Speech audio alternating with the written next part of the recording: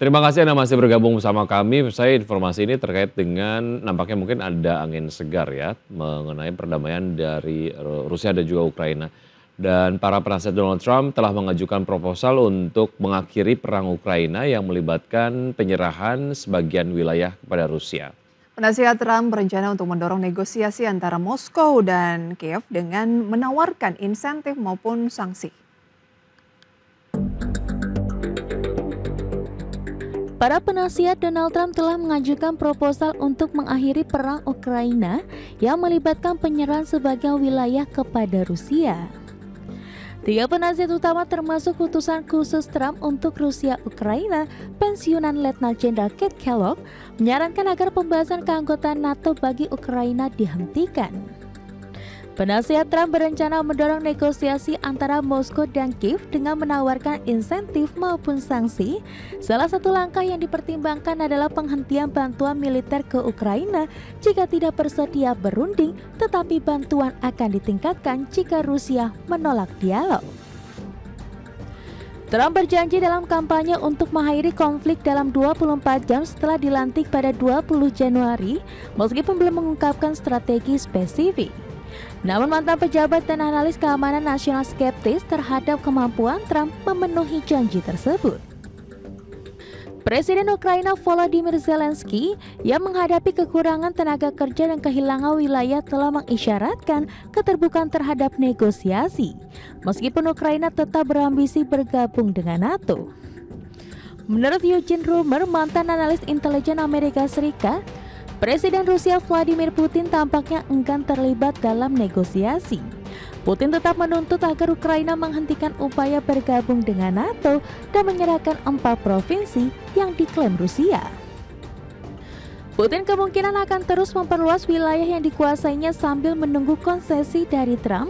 Pada Mei lalu, Putin bersedia mempertimbangkan gencatan senjata berdasarkan garis depan saat ini, tetapi siap melanjutkan perang jika Kiev dan Barat tidak menanggapi.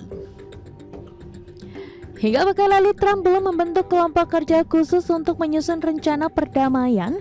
Sebaliknya, beberapa penasihat menawarkan ide secara individu, baik di forum publik maupun kepada Trump. Rencana perdamaian diperkirakan akan melibatkan dialog langsung antara Trump, Putin, dan Zelensky. Berbagai sumber, IDX Channel.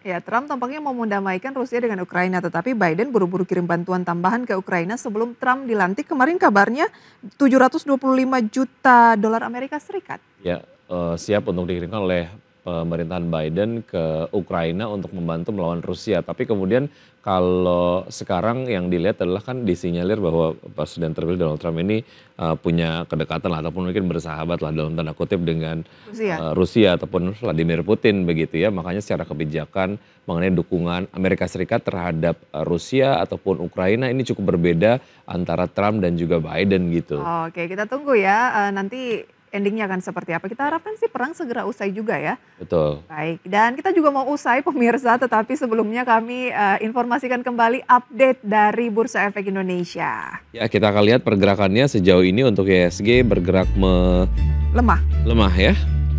0,25% atau 18 poin pemirsa ke 7.310 pasca kemarin mengalami lonjakan signifikan hampir 2%. Dengan nilai tukar rupiah terhadap dolar menguat di 15.909.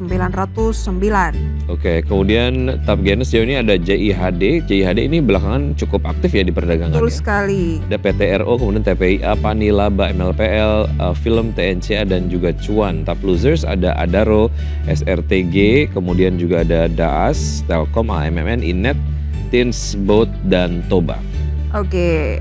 Adaro ini harus diperjelas ya, ini adalah Alamantri Resources Indonesia karena juga sudah ada lagi yang baru tadi, Adaro Andalan ya.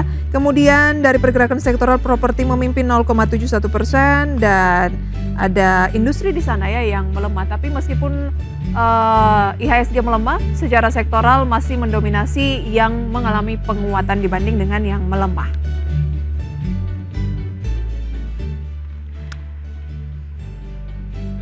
Dan pemirsa, 60 menit sudah kami menemani Anda dalam Market Buzz. Semoga pembahasan hari ini dapat menjadi referensi dan sumber informasi untuk Anda. Ya, tetap berbaru informasi Anda hanya di IDX Channel, your trustworthy and comprehensive investment reference. Dan jangan lupa untuk menyaksikan program First Station Closing yang akan tayang pukul 11.30 waktu Indonesia bagian Barat. Dan jangan lupa, karena urusan masa depan harus terdepan, aku investor saham. Saya Prisa Sombodatu. Saya Vicky Adrian. Sampai jumpa.